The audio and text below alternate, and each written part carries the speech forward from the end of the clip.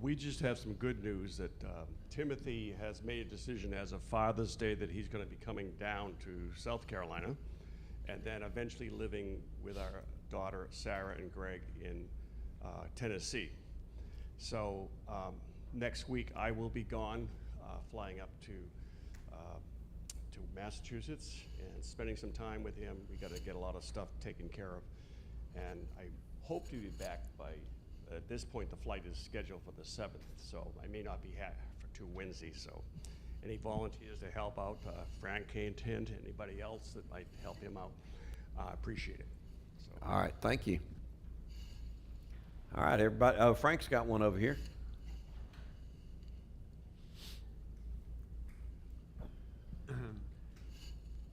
A young couple that used to be in our church, Charlie and Marissa, a young couple, they were excited about getting pregnant, and she had a miscarriage.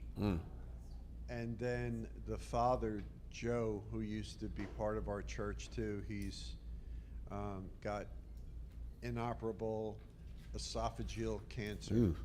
So the family needs prayer. Yeah. Emmanuel family. The name is Emmanuel? Yeah. Okay. Phyllis Philemon's sister Jean is still suffering. She's in Matthews Hospital, and her paralyzed leg is just killing her. And they can't. It's kind of like you got a cramp in your leg, but it never goes away. But if Wow. you touch it, it's really excruciating pain for her. And also, she's having difficulty breathing. So it's just not a real good situation. And Phyllis is trying to be there every day and also be with her husband at home. We just got caregivers, so it's real difficult. So Yeah. pray for her. Okay, thank you. Phyllis has got a pretty rough road to hoe right now. All right, other thoughts? Oh, Marge, you got another one? Well, I just wanted to say I think we need to pray for Tanya. She's in Kenya Yeah, on a missions trip. yeah. Yeah. She works here. Why? Why would we need prayer here? One with brains would be about. Well, we still have the one we had before Mr. Trump. Obama.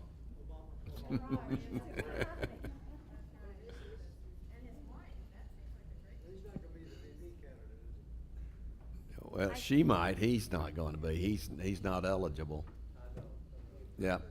I just want to thank God for you, Phil. That article that you wrote was fantastic. Thank We're you. so proud of you. If you haven't read it, Christina sent it yesterday about, what was the title? Something. I wrote two that they came out. I don't know if you've gotten both of them yet, but this one, it was the one about Mr. Trump not being king. Okay. I just couldn't.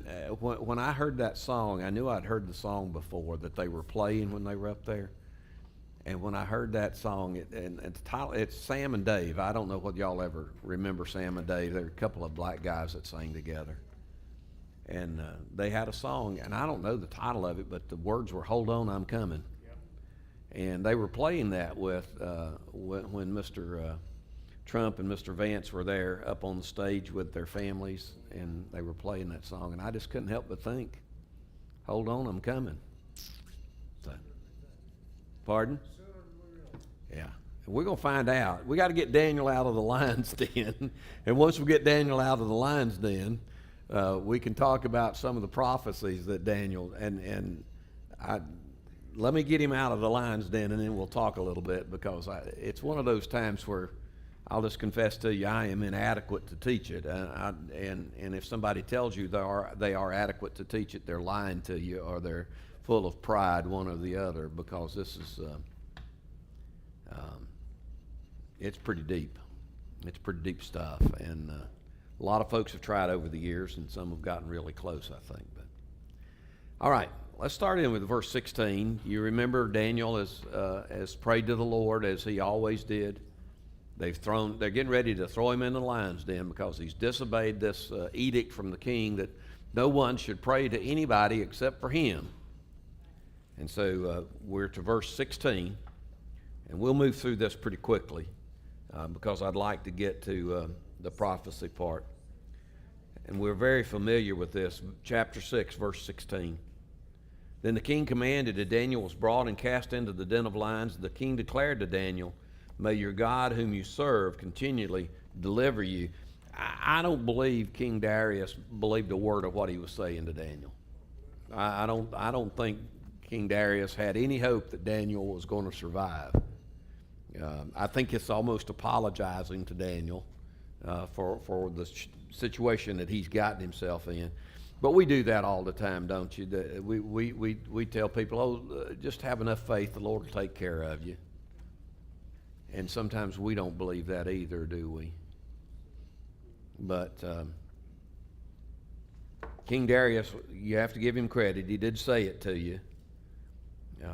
He did, I think, recognize that Daniel served a God who was omnipotent, who was sovereign, who could deliver him. He also knew that Daniel was faithful to his God. That was recognizable. It's certainly going to have an impact on Darius in just a minute. We're going to see. But it is a testimony to Daniel nonetheless. Verse 17. And a stone was brought and laid on the mouth of the den, and the king sealed it with his own signet and with the signet of his lords, that nothing might be changed concerning Daniel. Now they put a stone over the mouth of the lion's den. Does that remind you of anything? Did me. So Daniel spends the night down in the lion's den.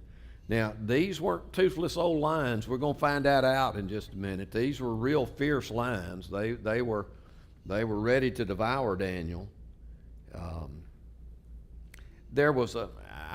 In studying this, I came across a painting. I gotta get my artsy phraseology correct here. It's entitled Daniel's Answer to the King. It was painted by a guy, I think I'm going to get his name right, Britton Revere, R-I-V-E-R-E, about 1872, sometime in that framework. And it was the only picture that I've seen of Daniel, the only painting I've seen of Daniel. And you can get these things on Etsy or anywhere you get printings and stuff. But it's got Daniel, and he's looking toward a light as if it's a window. I don't know if there was a window in this place or not, but it's got Daniel, and all the lions are behind him. And the thought occurred to me as I looked at that picture and I studied it, it just caught my eye. Daniel wasn't looking at the lions.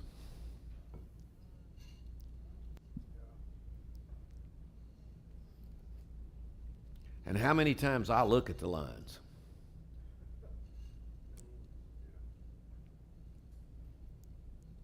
And I think that picture probably portrays Daniel's time in the lion's den better than some of the others where they're kind of cowering at his feet. I don't think Daniel paid much attention. George has got a comment back here. Yes, sir, George. I don't know if any of you are familiar with Sight and Sound Theater. They have one in Lancaster, Pennsylvania, and one in Branson, Missouri. But they do these elaborate musical presentations of Bible characters and stories. Yeah. And I remember some years ago we saw the one with Daniel. I remember that Shadrach, Meshach, and Abednego in the fiery furnace, that looked so real, I don't know how they survived. But Daniel in the lion's den, obviously they weren't real lions, but whatever they were that looked like lions, they were just kind of sleepy all the time. So Yeah. it was kind of hokey. So Yeah. the two portrayals were very different. Yeah. I think this was real, but I don't think Daniel paid much attention to the lions. Daniel kept his focus on what his focus was to begin with. I wish I did that. Daniel was a praying man. Yeah. He was committed to coming before his Lord and bowing before his Lord and Yeah. seeking his Lord every day, daily. I just wish I was more like Daniel. That's the only thing I'd say. I'll just move on. But get get you a copy of that and look at it and just think about it for a little while, because I think it's got a great impact on. What's the name of the Um, CD again? the name of it was Daniel's Answer to the King. Suffice it to say here, that's kind of an aside, but suffice it to say that Daniel's lions had teeth. They were fierce. We're going to find that out in just a few minutes. But the safest place for Daniel and all the world that night was the lion's den. You know why? Because he was in God's hands, wherever he was. You know, the interesting thing, and we're going to see this a little bit more, I think Daniel had a much better night than Darius had. Daniel probably, at some point in time, curled up and went to sleep. Had a good night of rest. Darius did not. Verse 18. Then the king went to his palace and spent the night fasting. No diversions were brought to him, and sleep fled from him. You know, I kind of fit in better with Darius than I do Daniel. I can't tell you how many times this idea that sleep flees from me, I think that's fairly common at my house. But Darius has a sleepless night, verse 19 and 20. Then at break of day the king arose and went in haste to the den of the lions, and as he came near to the den where Daniel was, he cried out in a tone of anguish. And the king declared to Daniel, O Daniel, servant of the living God, has your God, whom you serve continually, been able to deliver you from the lions? I'm not sure that Darius expected Daniel to answer him. But sure enough, Daniel did, verse 21 and 22. Then Daniel said to the king, O king, live forever. My God sent his angel and shut the lions' mouths, and they have not harmed me, because I was found blameless before him, and also before you. O king, I have done you no harm. Excuse me. King lived forever. Very polite response from Daniel. Forgiving response. Daniel evidently had been given the same assurance as Shadrach, Meshach, and Abednego that George spoke about. I am of the opinion that the angel that came and shut the mouths of lions was the same individual that walked the fiery coals with Shadrach, Meshach, and Abednego. This is Phil's gospel according to Phil about this, but I think that was the pre-incarnate Christ, who was both with Shadrach, Meshach, and Abednego and was with Daniel. Then verse 23, then the king was exceedingly glad and commanded that Daniel be taken up out of the den. So that Daniel was taken up out of the den, and no kind of harm was found on him, because he had trusted in his God. Daniel was saved by faith. Look over at Hebrews.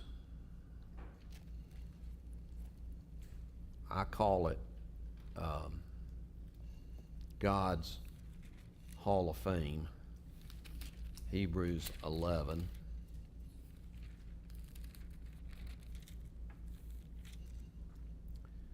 Verse 33.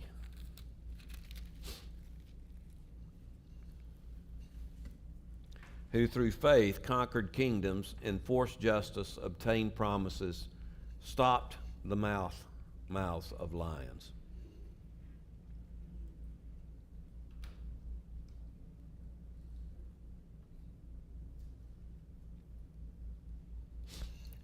You know, Hebrews 11 is really a great passage of Scripture till you get down to about verse 35.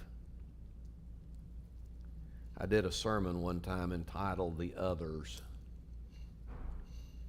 And you go down through this, and we rejoice that Daniel, this is a great story, Daniel's preserved. But if you look at verse 35 in Hebrews, it says, women received back their dead by resurrection. Some were tortured. Just that instantaneous change. refusing to accept release so that they might rise again to a better life. And then verse 36, others suffered mocking and flogging and even chains, and in prison they were stoned, they were sawn in two, they were killed with the sword. They went about in skins of sheep and goats, destitute, afflicted, mistreated, of whom the world was not worthy, wandering about in deserts and mountains and in dens and caves of the earth. And all these, though commended through their faith, did not receive what was promised. You ever thought about that? Does it ever cross your mind that every story doesn't turn out like Daniel's? Sometimes you get eaten by the lions. It happens in your life, doesn't it? Sometimes the lions are bigger than, fiercer than what you expected. Not everybody is saved, but everybody has a better promise. Yes, sir. Take the microphone back to Ron. Right here. Right here. So back to King Darius a moment, not to Okay. diminish what you just said, because you're right. We don't do it because we're going to be saved. We do it because we trust the outcome is his. Yeah. But back to King Darius, he was clearly playing to his audience, wasn't he? He compromised what he wanted to do for what he thought he was expected to do. How many political leaders, and some of us in this room maybe at times, play to the audience, the expectation of the audience, not according to our own values? I think you're right. To give Darius credit, I think he was suffering. I think that's the reason he spent a restless night, because he realized that. I'm not sure that all of our politicians have the conscience that Darius had, Ron. I think that Darius was really troubled by what he had done. And I think that was one of the reasons why he was so concerned about Daniel, because he realized that, ultimately Daniel's blood's on his hands. But I agree with you. We see that pretty often. Politics is a very seductive thing. I used to say politics is a seductive mistress. And you start down the road of trying to figure out, how can I say this without making people mad? And it becomes a very slippery slope after that. Verse 24, moving right along. And the king commanded that those men who had maliciously accused Daniel were brought and cast into the den of lions, they, their children, and their wives. And before they reached the bottom of the den, the lions overpowered them and broke all their bones in pieces. This plot was uncovered. Together with their families, they were cast into the den of lions. The viciousness of the lions, I think, is now demonstrated. I don't know why. You asked me the question, why was Daniel spared and all these other people killed? I don't know. I can't answer that question, but I can tell you this: I trust God. He is the giver of life, and He's the only one I know of that can take life, morally take life. Verse 25. Then King Darius wrote to all the peoples, nations, and languages that dwell in all the earth, peace be multiplied to you. Now this is the testimony of the man who had no peace the night before. You see the transition here? I honestly think that this was a conversion experience for Darius. That's again me. I'm not sitting here trying to judge whether I'll see Darius or Nebuchadnezzar in heaven, but it surely appears to me to be a real change in his life. So what did he do as a result? He makes a decree that in all my royal dominion people are to tremble and fear before the God of Daniel, for he is the living God, enduring forever. His kingdom shall never be destroyed, and his dominion shall be to the end. Pretty good prophet on his own, isn't he? He delivers and rescues. He works signs and wonders in heaven and on earth.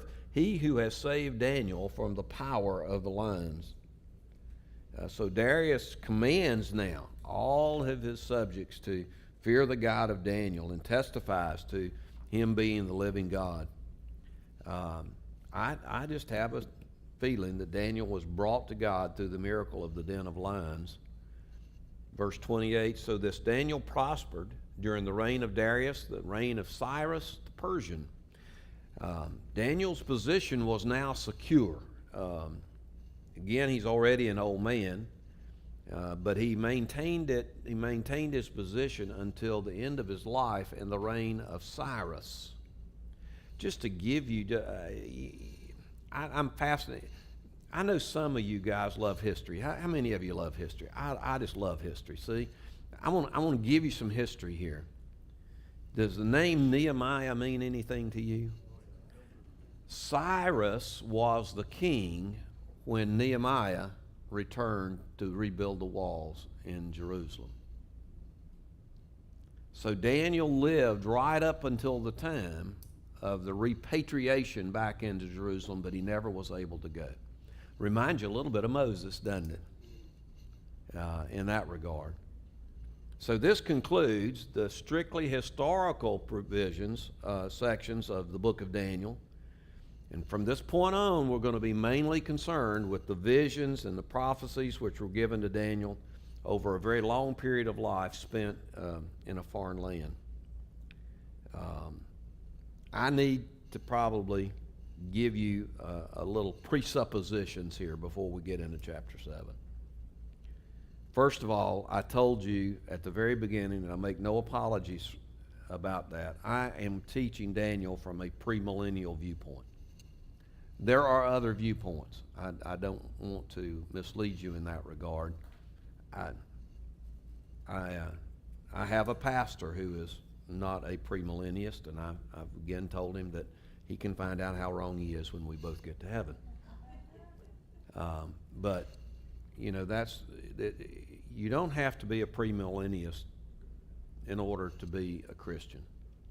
It's not one of those things that you must do to be saved. But I can't make this fit together under any other concept than premillennialism. It just makes sense to me.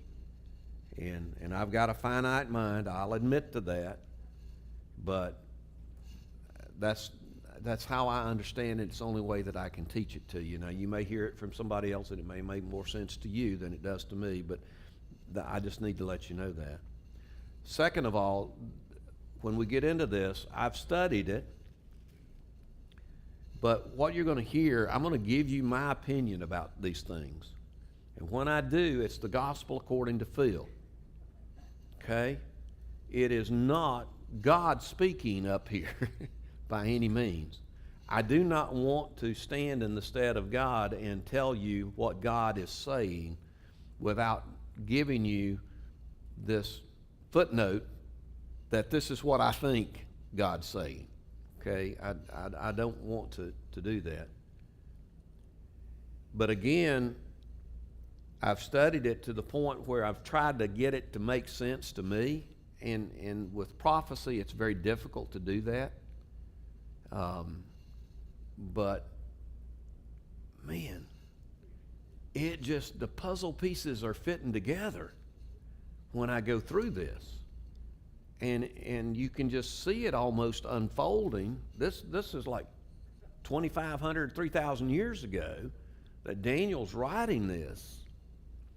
And then you look over, and we'll look at in some places what Daniel's writing, and we'll look over in Revelation and see what John the Revelator's writing. And I mean, wow. Go ahead.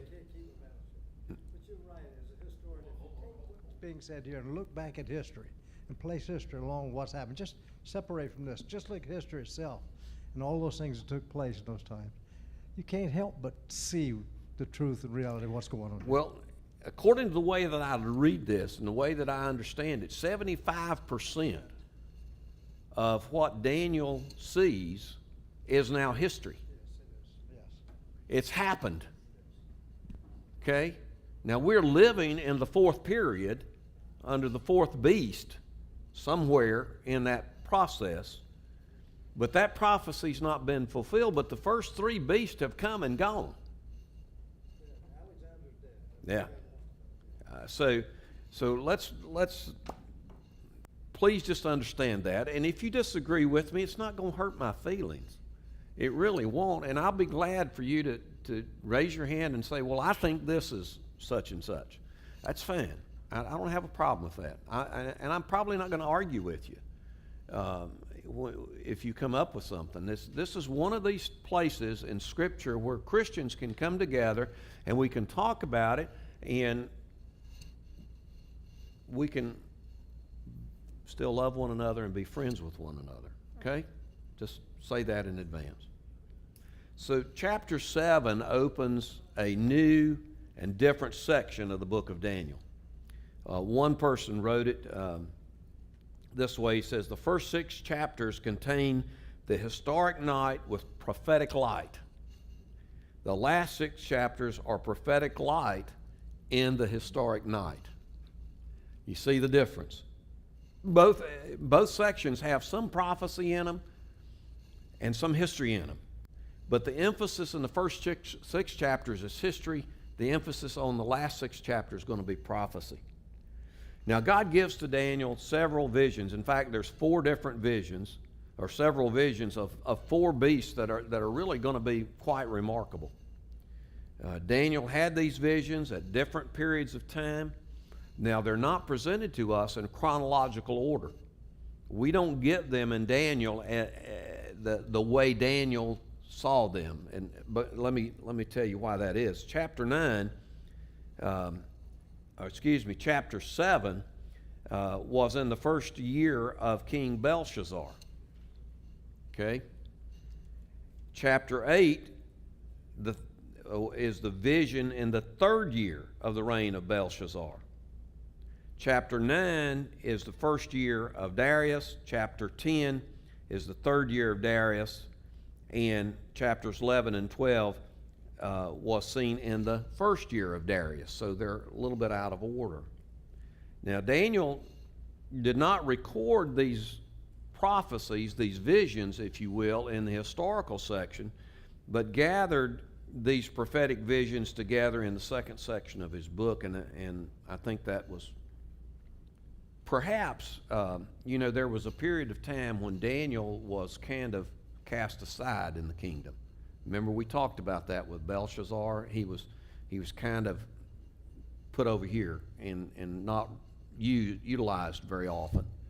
So I think that was a time where Daniel probably spent a lot of time studying and with the Lord, and so I think that probably is one of the reasons why we see this.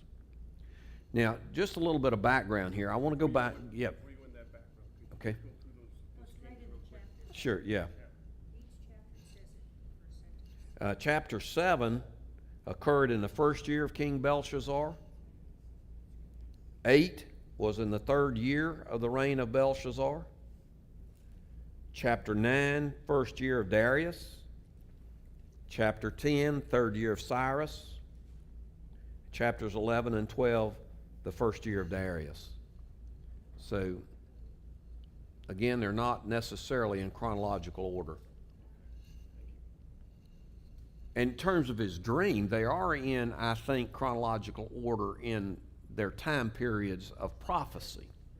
Does that make sense? But they came to Daniel at different times. And Daniel then puts them together in his order.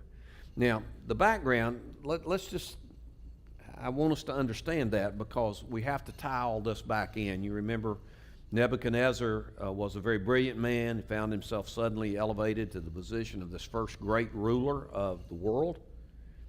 He had territory, by the way, on 3 continents. He had territory in Egypt, North Africa. He had territory all the way that went into Europe. He had a very tremendous empire, greater than any the world had ever known, and perhaps has been known since then. You remember, Nebuchadnezzar was worried about the future. He got to worrying about what was going to happen to his kingdom, and he dreamed about this multi-metallic image that we talked about earlier. And Daniel was the only one who could give the interpretation for that multi-metallic image. That's all back in chapter 2 if you want to go back and review it. Now, you remember there were 4 different kinds of metals in Daniel's image, or in Nebuchadnezzar's image, not 5, as some people, now this is the gospel according to Phil, some people will tell you there's 5, but there's only 4, I think, because one of them has just been, had clay placed into it. It's the same metal. Now, we're going to see here that Daniel has a vision of 4 different beasts. So we're going to see that the beasts now tie back into the multi-metallic image that Nebuchadnezzar saw.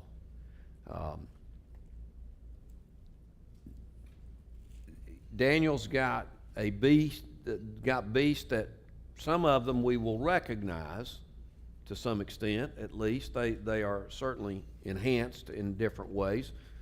But we've got a lion, a bear, and a leopard or a panther.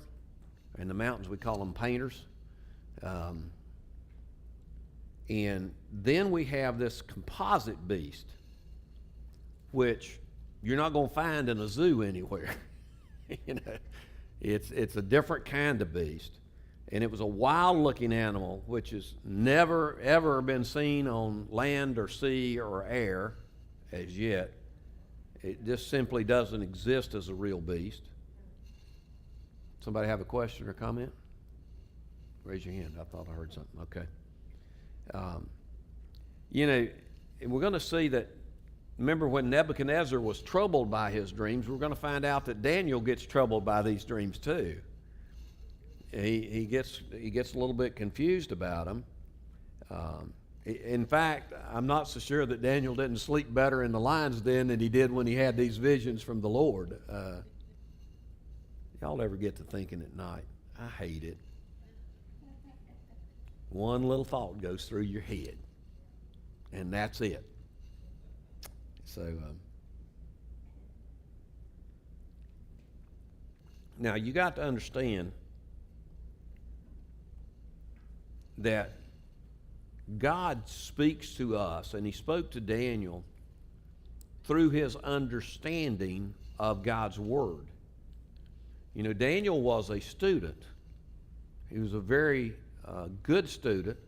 He understood the Old Testament. He knew of the covenant that God had made with King David. The one who was coming in the line of King David was going to be a ruler. That was the promise of Israel. Now, with these 4 world kingdoms of Nebuchadnezzar's in the dream before him, Daniel has to wonder how God's plan and God's program of raising up a world ruler from David would fit into all of this. That's his thought process. Here's what I understand. And don't we do that too? We're sitting here, what we try to understand from Scripture, and then we look at America and try to figure out how all this is fitting together somehow. But guess what? Daniel is going to give us history pre-written. I think that's a marvelous thing. History that has been followed right down to the minutest detail for almost 3,000 years is written here in Daniel already. Now, God speaks to Daniel through this vision of the 4 beasts to satisfy his heart and to give, I think, Daniel an explanation that he needed. And going back to the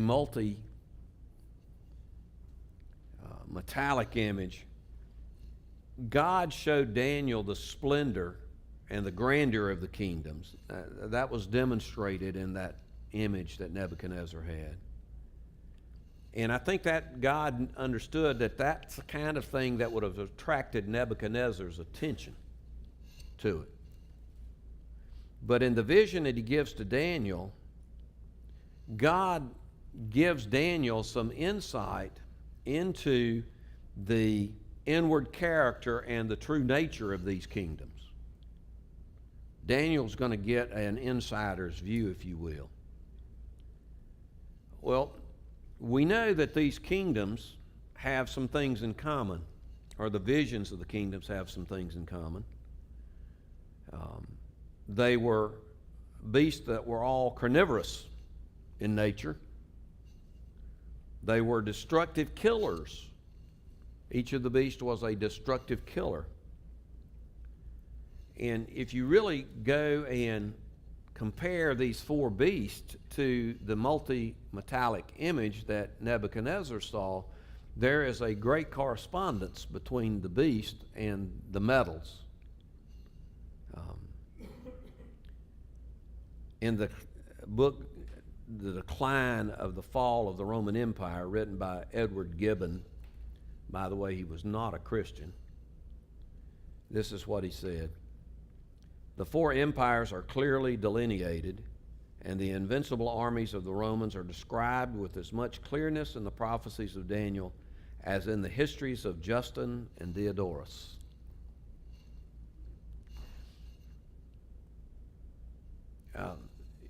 Let me give you another example. I believe it's Isaiah 56.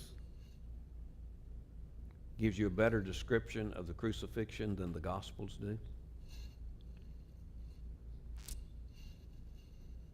I believe it's 56. It's either 53 or 56. I can't remember now. I'm having a Joe Biden moment. Y'all forgive me. All right.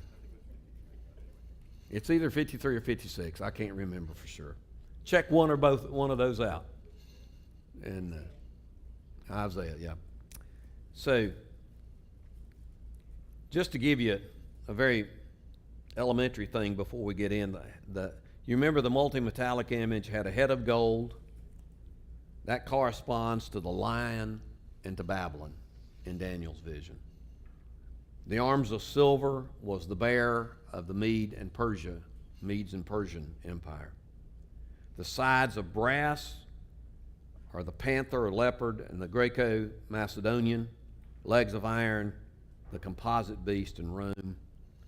And the feet of iron and clay are yet to be determined. 50 what? 53. Okay. Isaiah 53. Psalm 22 is another one. Yeah. All right. Let's dig in. See how far we get. Chapter 7, verse 1. In the first year of Belshazzar, king of Babylon, Daniel saw a dream and visions of his head as he lay in his bed. Then he wrote down the dream and told the sum of the matter. Okay, we have this imprinted in history. We know that it was in the first year of the reign of Belshazzar. We can actually time that. We know exactly the year that this occurred. Toward the end of the time, it's toward the end of the time that the head of gold or Babylon is about to fall. You remember that's what happened to Belshazzar. Now, visions is plural.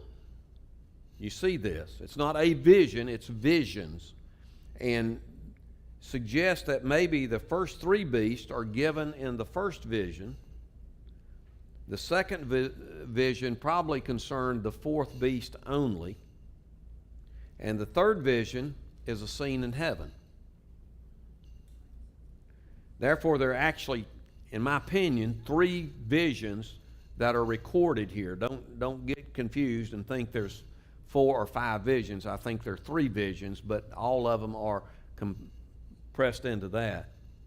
So it says that Daniel wrote his dream down. Daniel was, again, in obscurity, I think, at Babylon at this time, and I think he had the time to do that. Perhaps it was in this period that he recorded the first part of the book of Daniel as well. Verse 2, Daniel declared, I saw in my vision by night, and behold, the 4 winds of heaven were stirring up the great sea. I want to stop here just a minute. The 4 winds broke violently upon the great sea.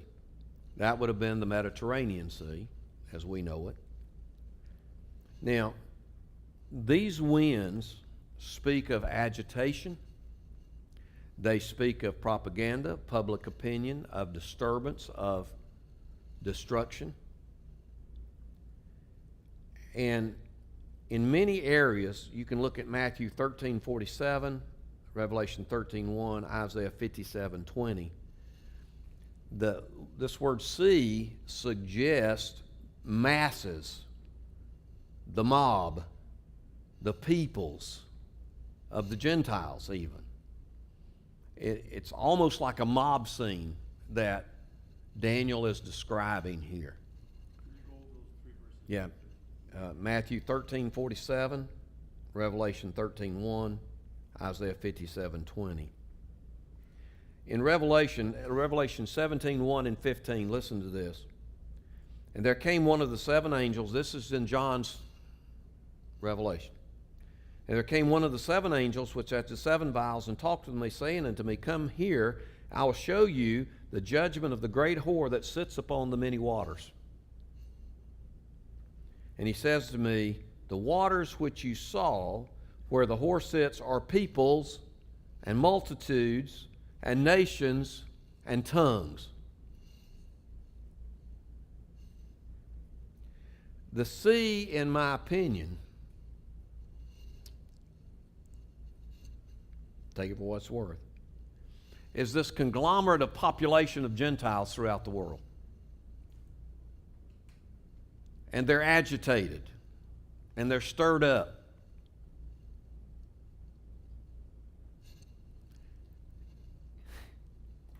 Can you think of anything that's going on that might be compared to that these days? I mean, already we're just getting started, and man, it's like a gut punch here. And if you read this thing through and say, oh, well, the wind's bothering the sea. Okay, that ain't no big deal, but yeah, it is. It is really a big deal. Customarily, the wind blows from only one direction, you know. But here, it's a tornado of great violence with the wind coming from all directions in the storm. Paul says there are many voices in the world, and these voices are all clamoring to be heard. And it refers not only, I think, to the disturbed conditions out of which these four nations arose, but particularly to the last stage of the fourth kingdom.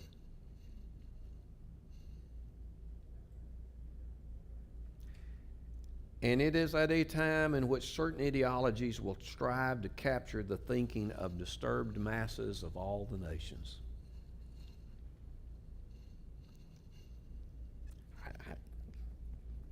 It's just right here. I mean,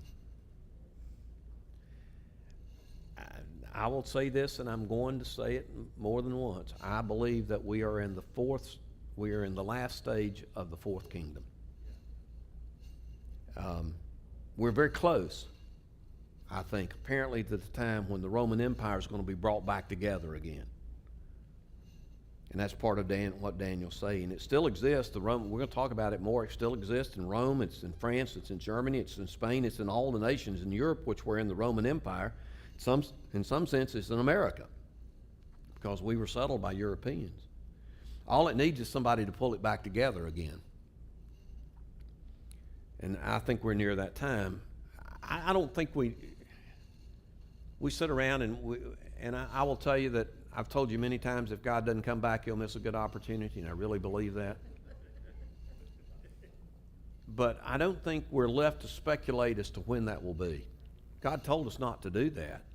He just said to recognize the signs that we're close. I don't know how long this period's going to be. I don't know how long the period of the fourth beast will last, but we're in the latter stages of it, in my opinion. Now,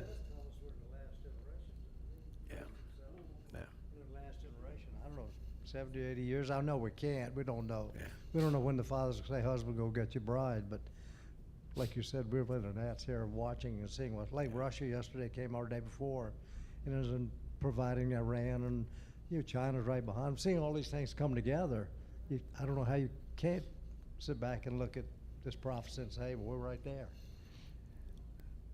suffice it to say that Daniel really is proclaiming here that all of these nations are to be brought back together with their different ideologies, their forms of government, their viewpoints are going to be brought back in under one government.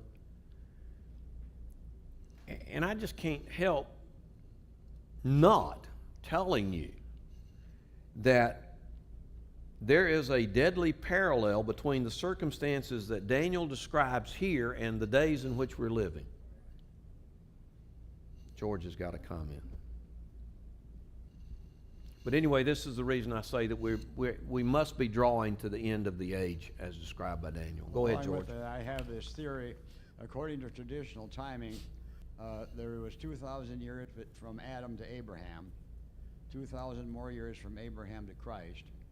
While he was here, that I call that a parenthesis, but then 2,000 years of the church, and then the Great Tribulation, and then the Millennial Kingdom. Well, the 2,000 years of the church are getting awful close. So don't brand me as a heretic if it doesn't happen, but I see it happening in the next 10 years probably.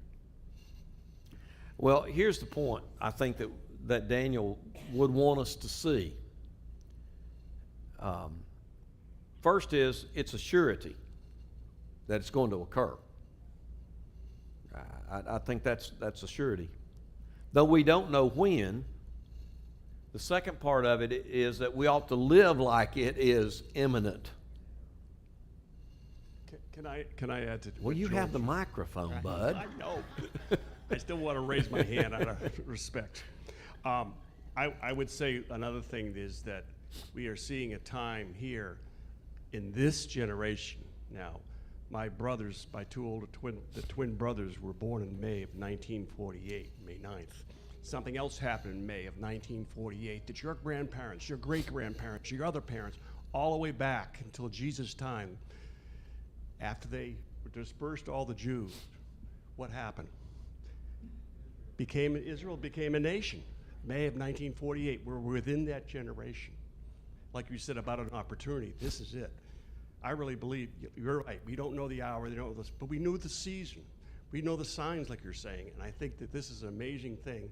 It also said, I think it's in Nehemiah, where travel and knowledge shall increase. Okay, I'll give you that. Let's see what travel and knowledge has done in our generation.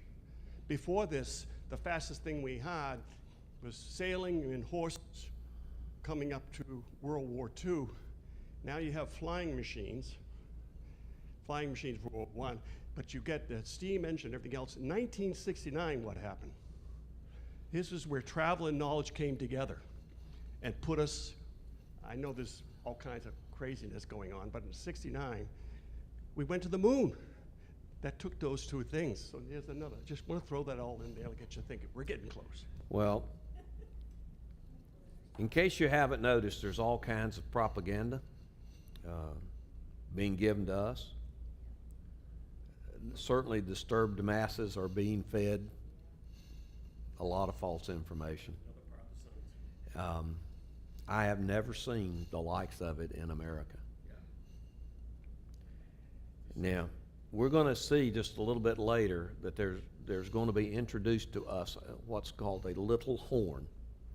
And it is ultimately this little horn who's going to succeed in capturing the minds of the masses. And he's described as having a mouth speaking great things. He's going to sell himself to the world when he appears, and he will be Satan's man. John 5:43, this is what Jesus said. I am come in my Father's name, and you do not receive me.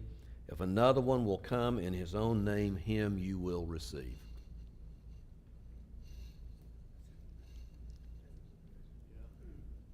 Humanism today is glorifying mankind everywhere.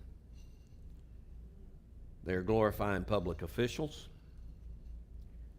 I did not realize that Kamala Harris was a great stateswoman. I had failed to see that. I had failed to see that. Such wisdom that's now coming out of her mouth.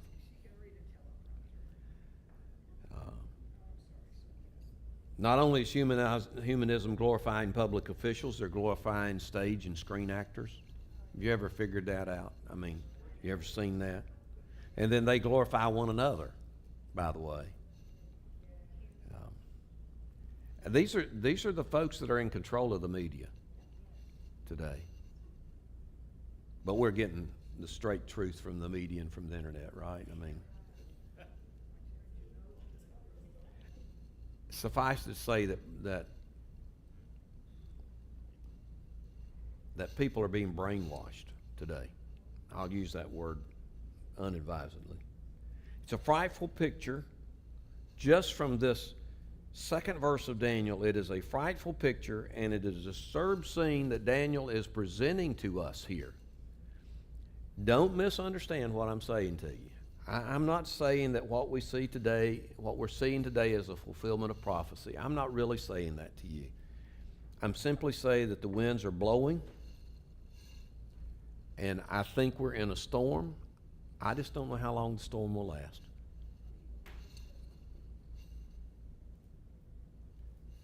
That's a pretty good place to stop for a minute, and let's take a break.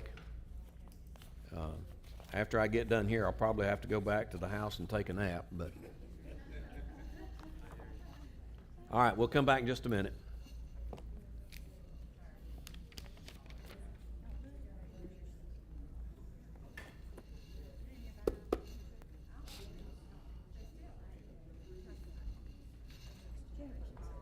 Been doing good. So far.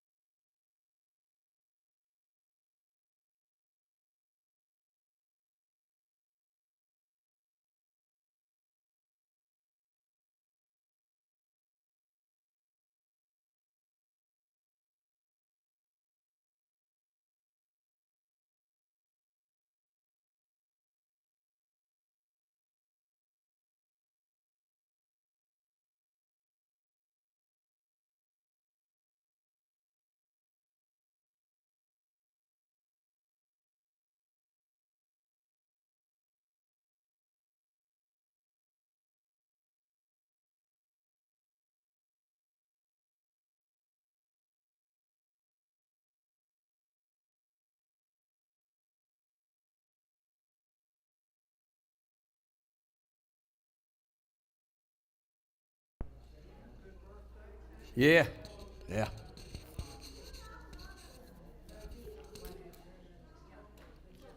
All right, children, let's gather back together again. Form a line and hold hands so we don't lose anyone. Yeah, yeah.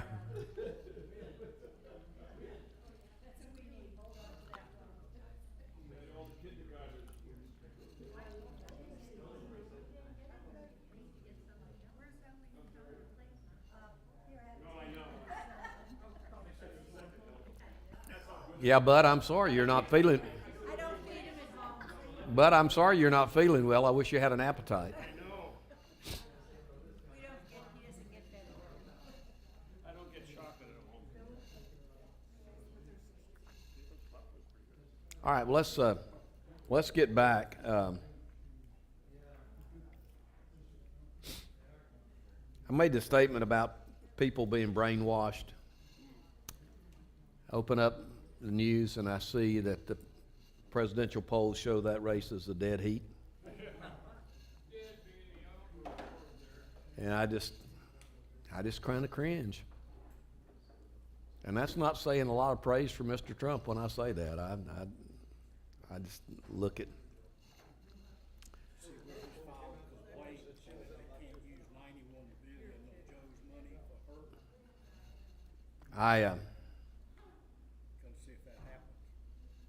I am of the opinion that I might just absolutely go crazy if I have to hear that cackle for 4 years. I could probably take about everything else except for that. I looked at her the other day when she was taught. Her mouth was open. She's like a horse. Her mouth is always open. When she's not laughing, her mouth is.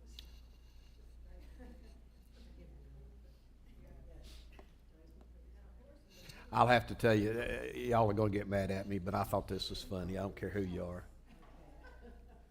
This woman goes to the doctor and she says, "Doctor, I'm having trouble with my husband." Said he's just having fits of anger, has a horrible temper, and it said it's just causing a lot of trouble. And I don't know what to do. Doctor says, "I've got a cure for that." Says when your husband gets angry, so just take you a drink of water. Now don't swallow it, and you just swish it in your mouth. And you swish and you swish and you swish and you swish in your mouth until such time as your husband either calms down or he leaves the room. She came back about 3 weeks later and said, "Doc, you're a miracle worker." Said, "I tried that and it works great." Says, "But what is the significance of the water?" And the doctor says, "Well, the water doesn't mean anything. You just have to keep your mouth closed for a while."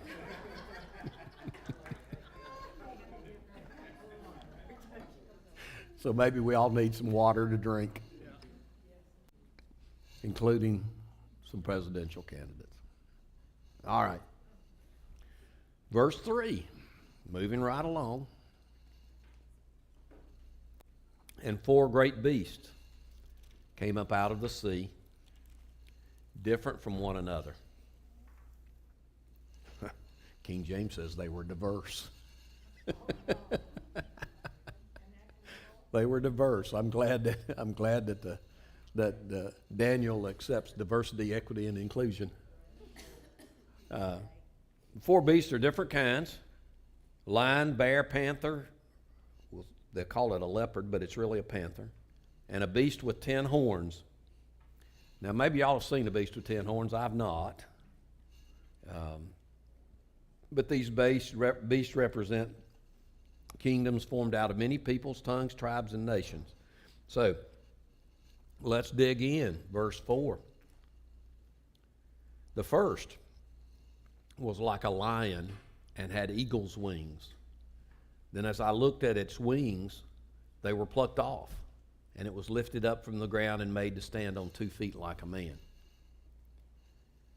The lion with eagle's wings represents Babylon in particular. King Nebuchadnezzar is intended there also. Verse 17 declares that the 4 beasts actually represent also not only nations but kings. So they've got dual role there. This lion had eagle's wings. That makes it a pretty unusual lion.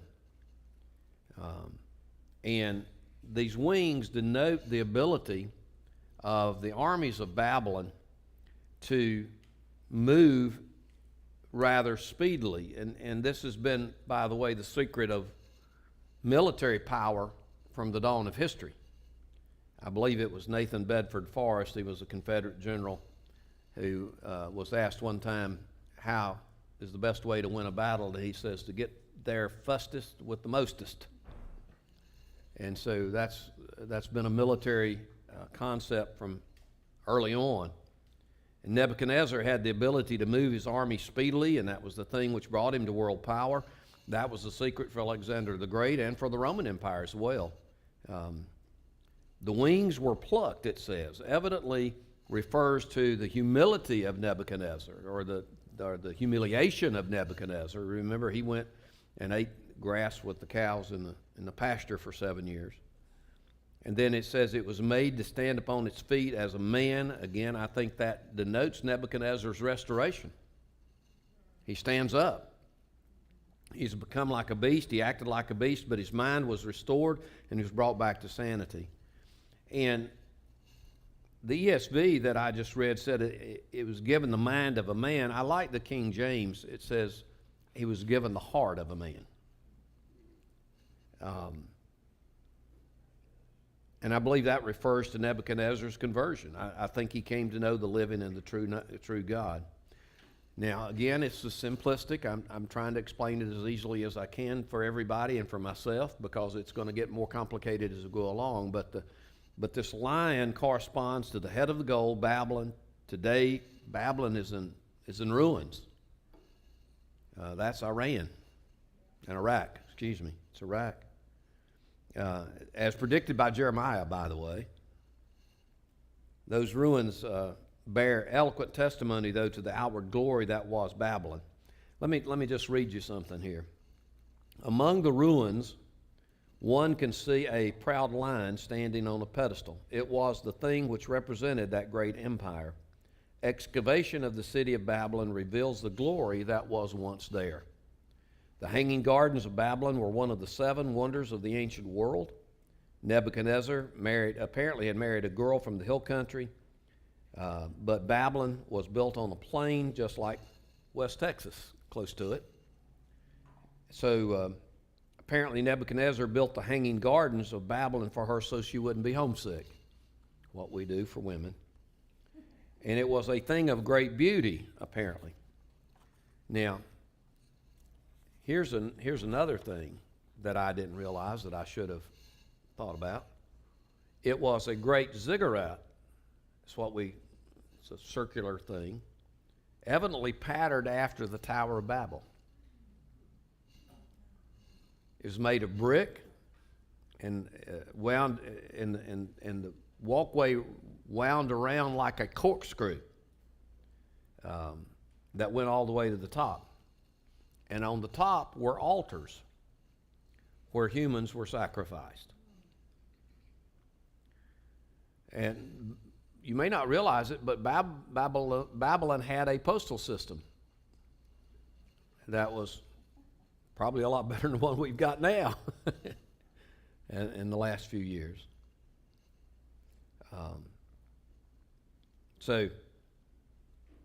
And this was the one that, remember, that had the walls were so wide that you could drive 4 chariots around it at the same time. So, I mean, this is, you got to understand the glory that was Babylon. Now, there's a twist here. While the head of gold on the multi-metallic image represents this outward glory of a very advanced civilization, I think the cruel nature of the lion describes the brutal paganism of the kingdom as well. That's clearly described in chapter 2 and 3 that we've just read in Daniel. Moving right along. Verse 5. Yes, sir. Good. I want to take another sip of coffee anyway. I'm glad you interrupted me. Okay. I do have a picture here.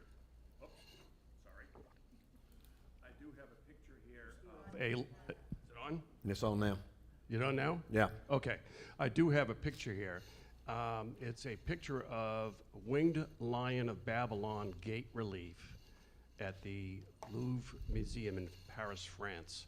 So it does show a lion, has a kingly head to it, and it's definitely a lion, and then he has these big wings coming out of it. So this is a Babylonian picture that one of their reliefs they took from Babylon to bring to France to show it off in the museum. So it's just interesting. Okay. Verse 5. And behold, another beast, a second one like a bear. It was raised up on one side. It had 3 ribs in its mouth between its teeth, and it was told, arise, devour much flesh. You just read through these things and they don't make a lot of sense to you. But the bear represents the kingdom of the Medes and Persians. Corresponds to the arms of silver in the image that Nebuchadnezzar saw. And it says, as the bear raised itself up on one side, the image became ambidextrous. What was the guy's name? Played basketball for State. Was it Shackelford? It might have been Shackelford. They were interviewing him one time, and no, it was Shackelford. Tommy's a different breed than this guy was. And anyway, they were interviewing him about how good he was, and he was trying to say that he could use either hand. This was at a time that, being able to use it. And so instead of saying ambidextrous, he proclaimed that he was amphibious.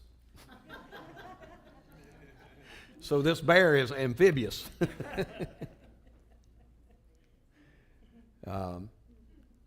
First, the bear strikes with the strong left hand of the Medes, conquering Babylon. Then he follows through with a right uppercut, if you will, of the Persians who took over Egypt and the rest of the world, which had been ruled by Babylon. So it was a two-fisted approach that he took. The 3 ribs in his mouth are the 3 kingdoms that constituted the empire: Babylon, Lydia, and Egypt.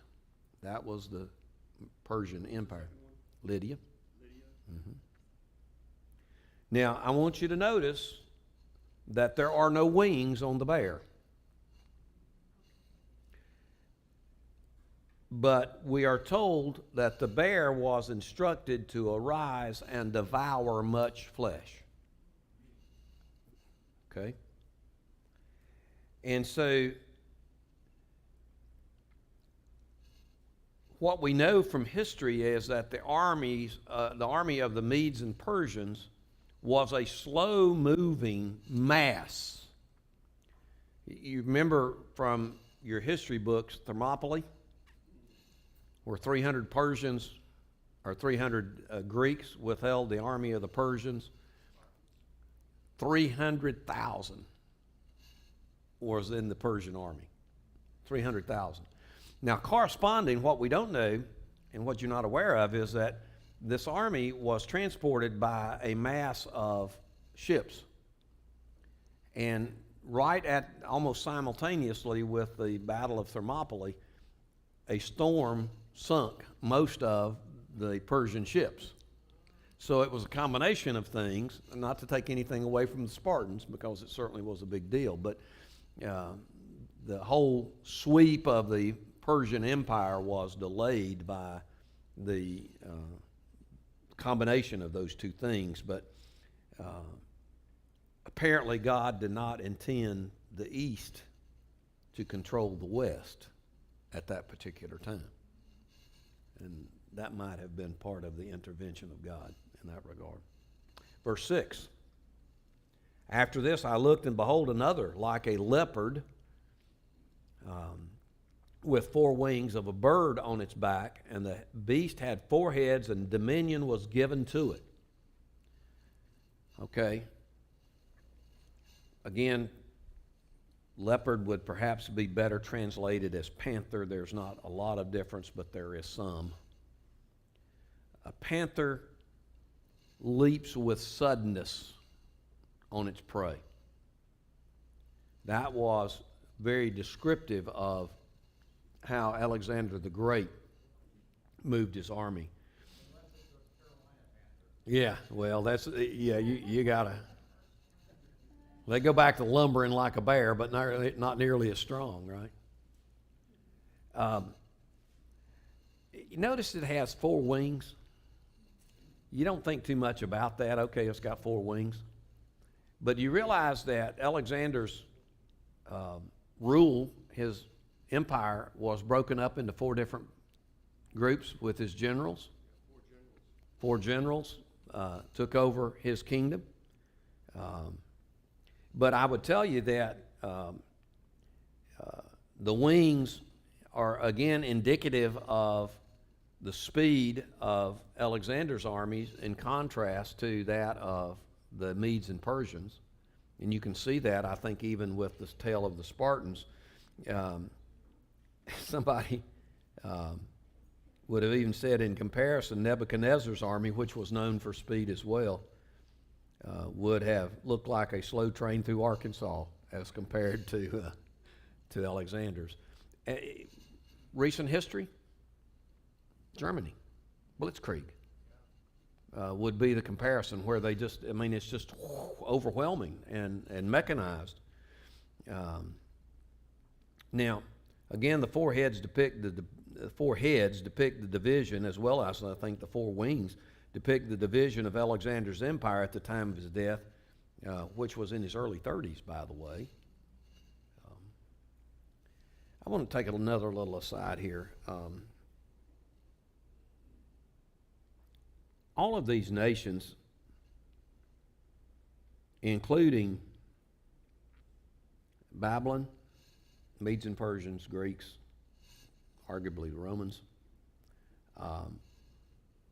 really went down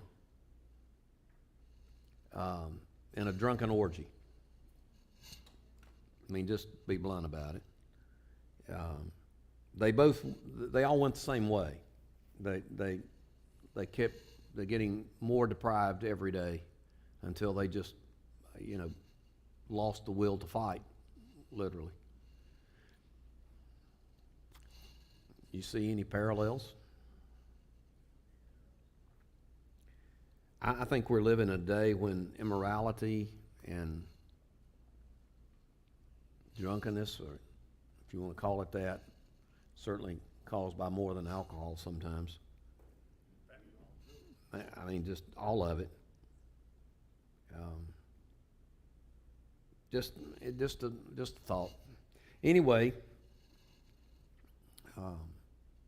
let me just give you another little piece of history here. Following the death of Alexander, there were 4 of his generals, as we talked about, that divided the world empire, which he'd carved out, because each of them knew they couldn't control the whole.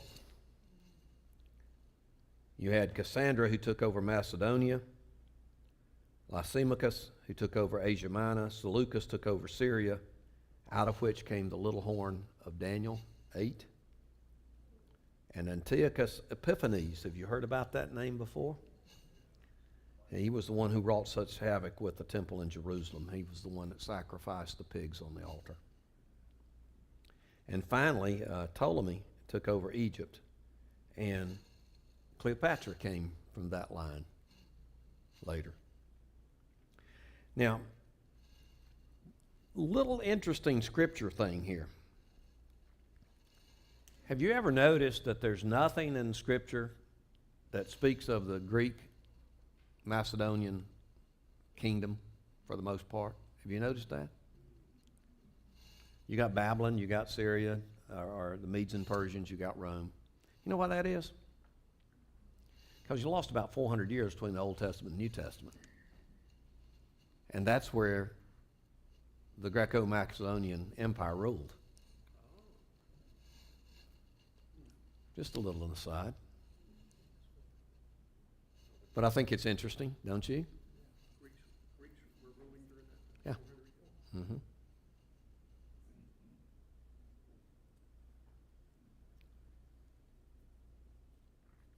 It was perhaps a time when the remnant in Palestine endured the greatest suffering at the hands of Egypt and Syria, though, during that period of time. Okay, verse 7. Moving right along. That's just an aside. I just thought y'all might be interested in that. After this I saw in the night visions, and behold, a fourth beast, terrifying and dreadful and exceedingly strong. It had great iron teeth. It devoured and broke in pieces and stamped what was left with its feet. It was different from all the beasts that were before it, and it had 10 horns. This is a beast of a beast. I remember, not all children are cute. I don't know whether y'all realize that or not. And back when I was a politician, some woman would come up with the ugliest baby in the world and want me to comment on her baby. And I hated, to be honest. And so I would say to them, now that is a baby.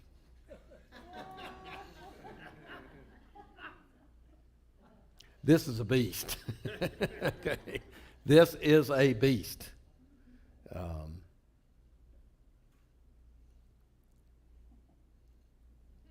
Now, it's got 10 horns. And if you remember, the legs of Nebuchadnezzar's image had iron legs. And this beast is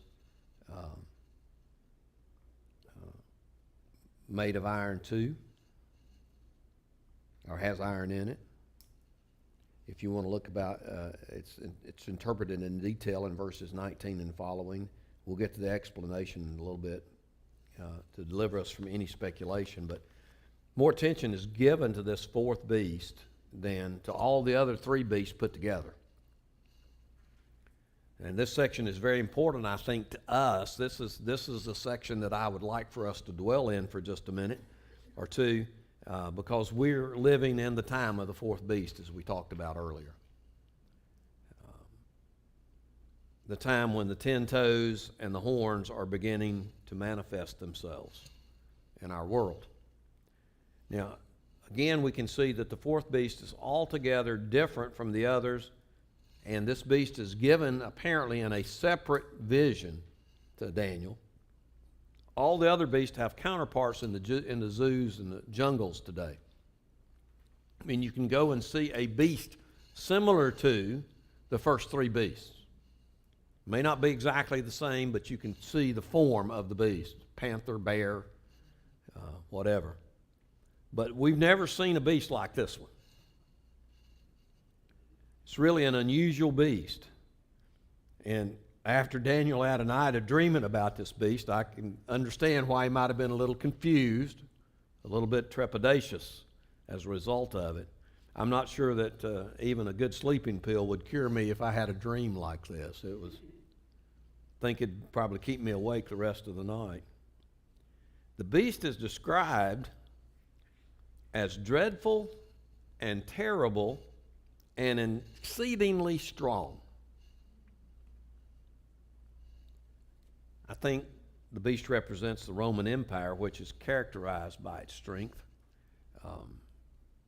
It incited dread, it incited terror, it bore no resemblance to any beast that came before it in terms of an empire.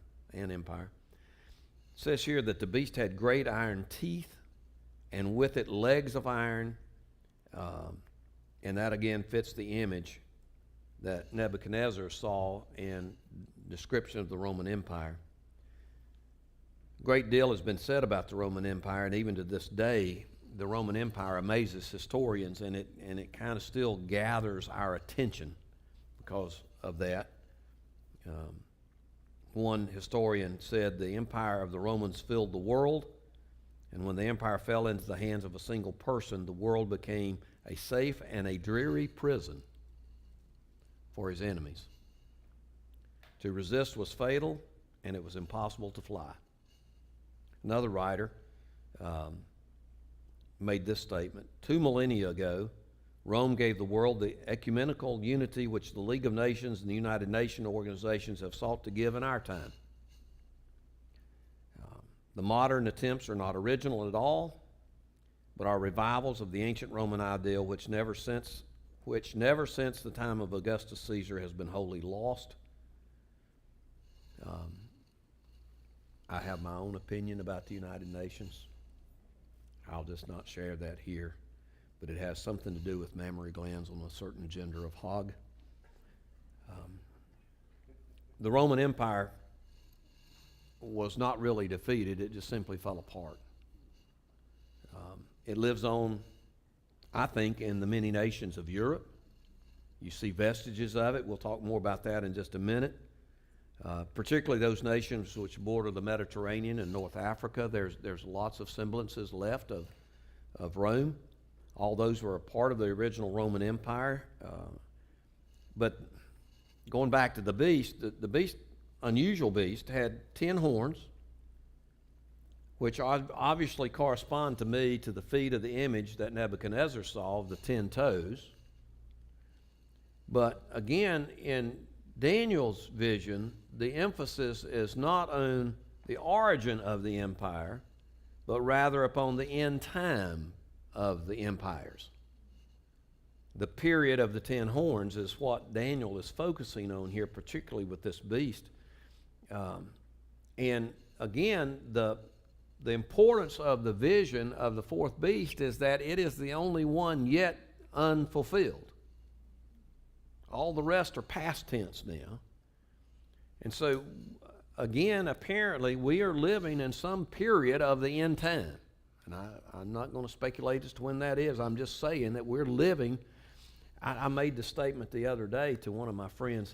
We've been friends now for 67 years. And I made the comment to him, we are living in history. Regardless of how you look at it, I mean, this is a historical period of time. We are living in history. And we are living in history both in a political sense in America, but we're also living in history in a spiritual sense when it comes to these prophecies. The visions of the three beasts have been fulfilled. 3/4 of this prophecy has been literally fulfilled in our history. There remains for the future only the time of these 10 horns. That's all that's left. The fourth kingdom of Rome has already appeared. And although it fell apart, I think it's going to come back together in 10 kingdoms, and it will be put together by one whom the Word of Christ has labeled, or the Word of God has labeled as the Antichrist. It's verse 8.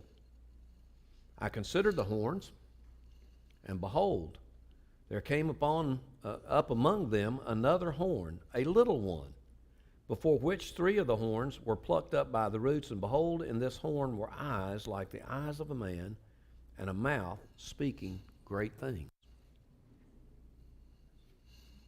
That's really weird, isn't it? That's really weird. You wonder what Daniel was on almost, don't you?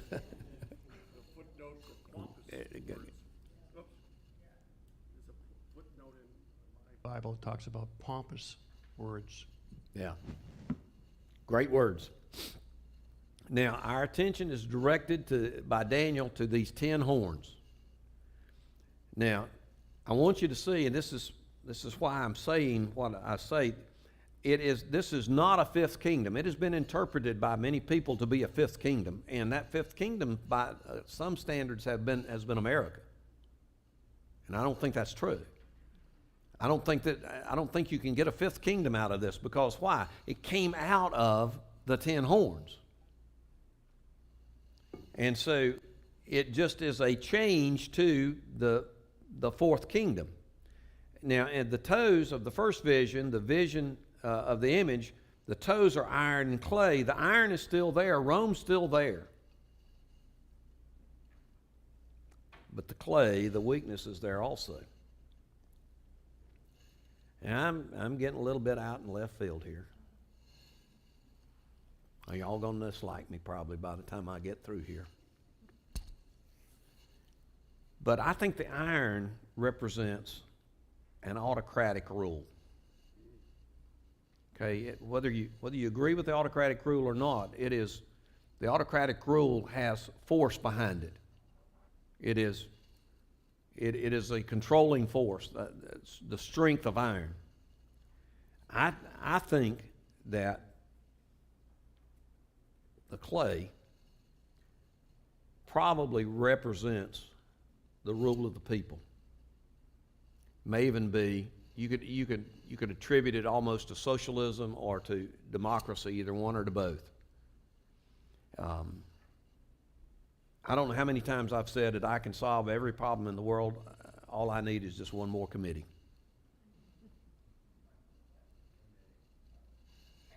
You know? Show me a church that is ruled by a committee, and I'll show you a church that's ineffective. Simply. Now, I'm a Baptist. We believe in congregational rule, but there are limits to congregational rule. Okay? There are limits to democracy. We're seeing the failure of democracy in America. We are getting the leaders that we deserve as a people. Because democracy requires a unifying factor of morality. If you do not have morality, I would argue if you do not have faith, then democracy is not going to work because there's nothing to unify the various splinter groups. It certainly happened in Europe. They can't even form a government in Europe because they've got too many different factions. So there is a weakness in democracy that is not found in an autocratic rule. Now, again, please don't go out here and say, I want America to be ruled by a dictator. That's not what I'm saying. I'm just saying by its very nature, there's a weakness, an inherent weakness in democracy, and when you find a people who are ungovernable.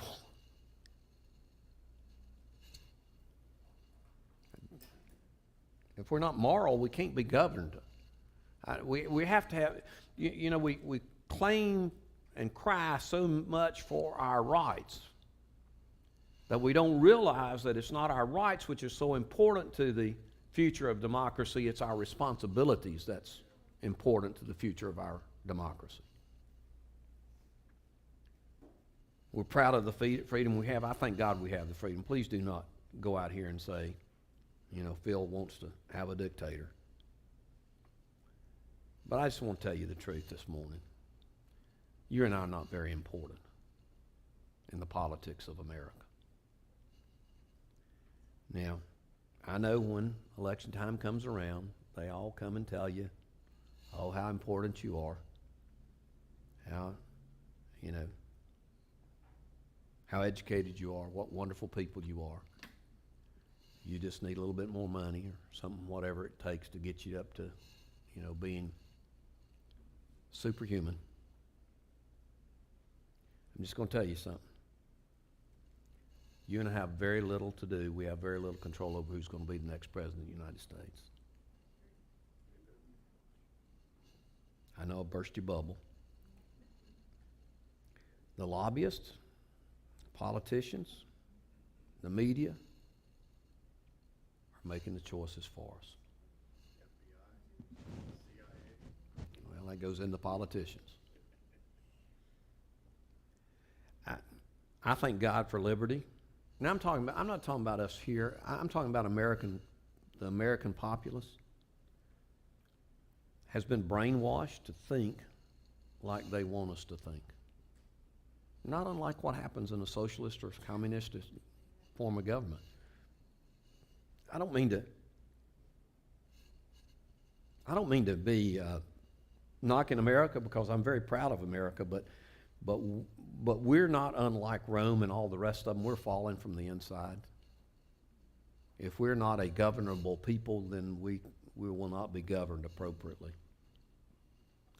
And I just want to say to you that God's ideal government is not a democracy. God doesn't want to really know what you think. And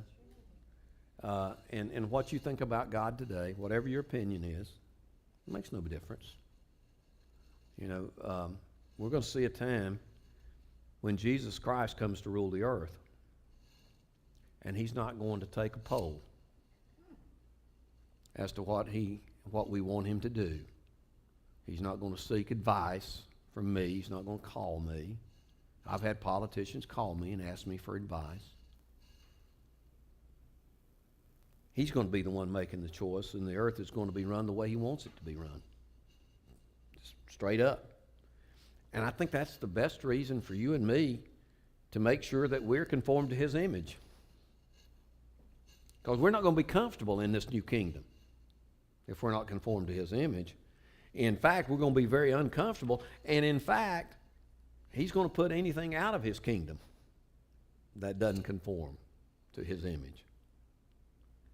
We are to bow to him and to his absolute rule, and we need to start practicing that now. And that's one of the reasons why I wrote the article and said, who's the king? You know, it's not America, guys. America is not our salvation. And I love America. And I'm kind of like that 100-year-old guy at the Republican National Convention that said, you know, under the right circumstances, he'd storm the beaches again, and I would do what I could do to defend America because I love her, and I've had lots of stuff, but I'm just here to tell you, it's not the end all, it's not the be all end all to be an American. Rome fell apart because of internal corruption and rottenness and drunkenness, just like all these other kingdoms have. Just like America is doing today, we have a growing immorality. We got drugs and alcohol and sex being sold to our children just like merchandise. All four of these empires went down based on that, and we are in the funnel ourselves. That's my preaching for the day, Frank. Y'all can agree with me or not agree with me. I'm just saying that we're headed down this way. What was it Merle Haggard said? We're rolling downhill like a snowball headed for hell. And again, I think we need to draw a distinction between Christ coming back to get his church and the end of America. It's not the same. Christ is not coming back, breaking back into history to gather America to him. And so we need to understand that it may not, all of us, I may be one of the youngest ones in here, and I'm old. I saw something the other day that said I'm so old that many of my friends who are already in heaven think I didn't make it.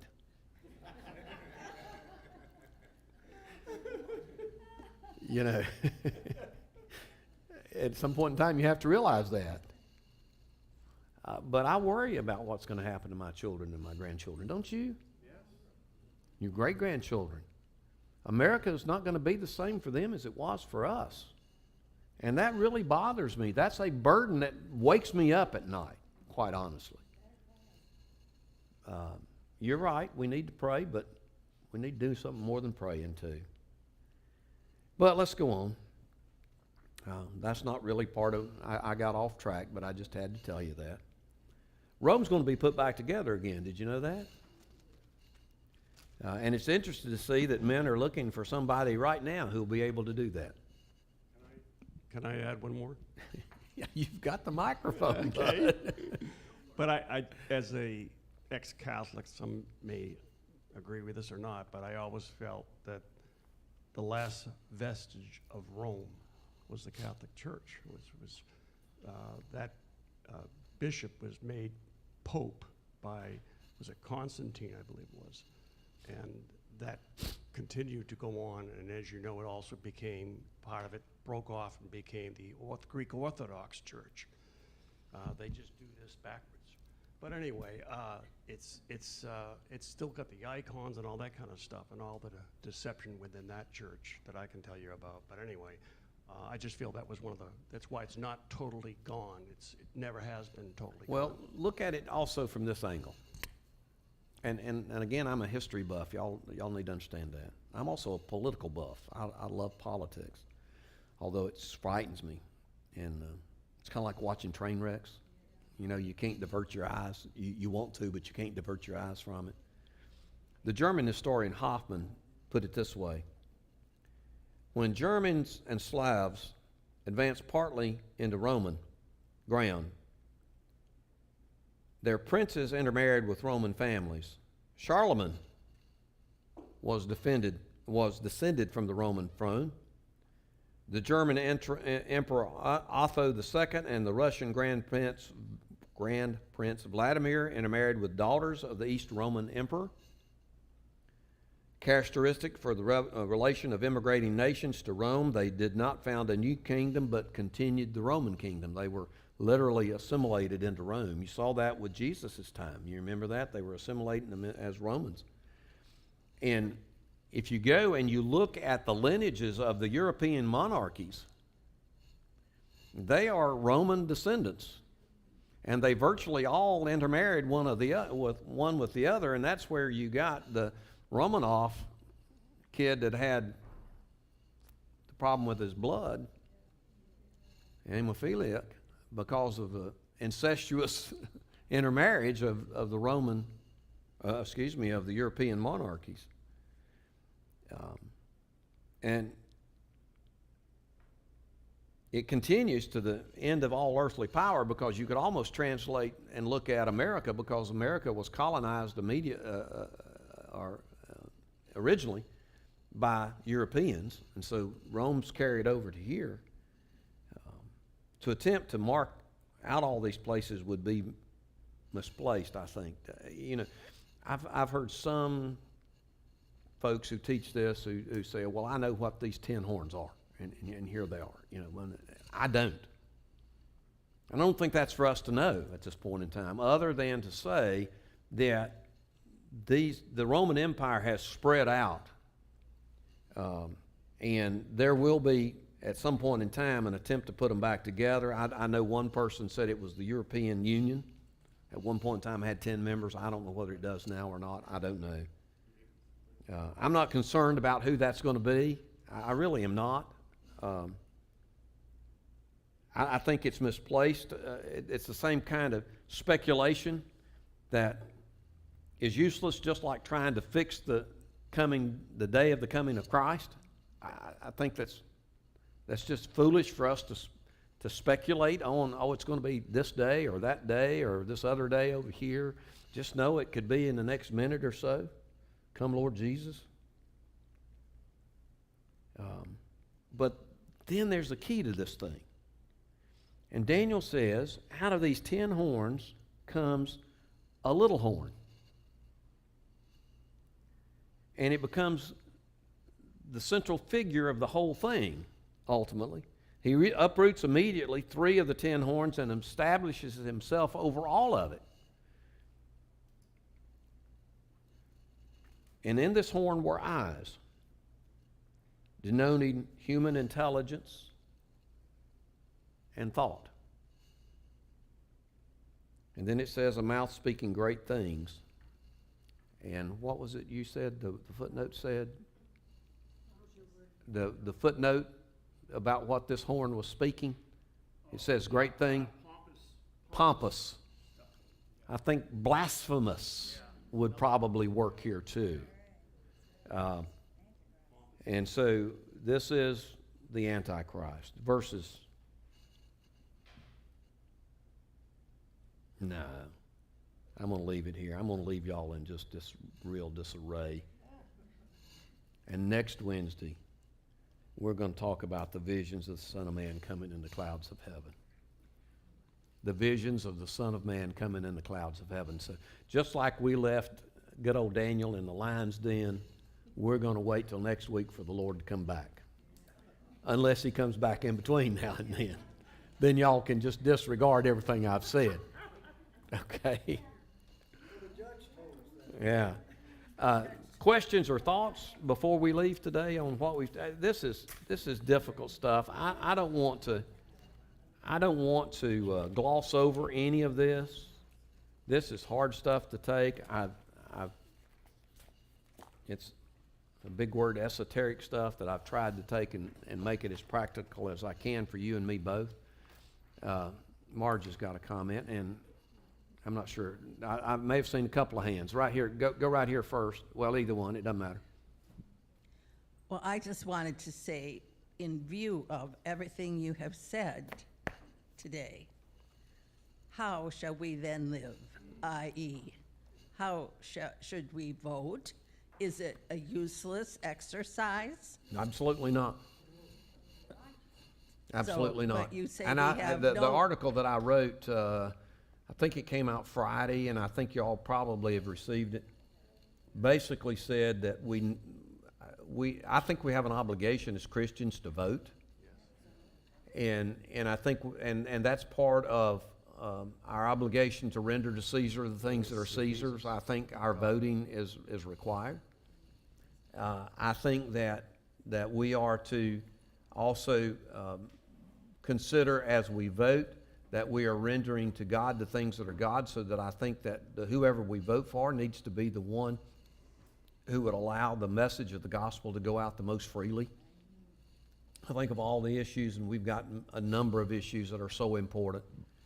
And some folks say that voting the platform is more important than voting the person, and I don't disagree with that. But I think of all of the issues that face us, the one issue that I would be the most concerned about as a Christian is the freedom to proclaim the gospel. Because as long as we have the freedom to proclaim the gospel, we've got a chance. We've got a chance and it's not to save America so much. It's to save a person that I love that doesn't know the Lord.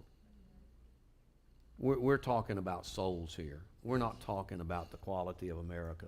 We're talking about souls.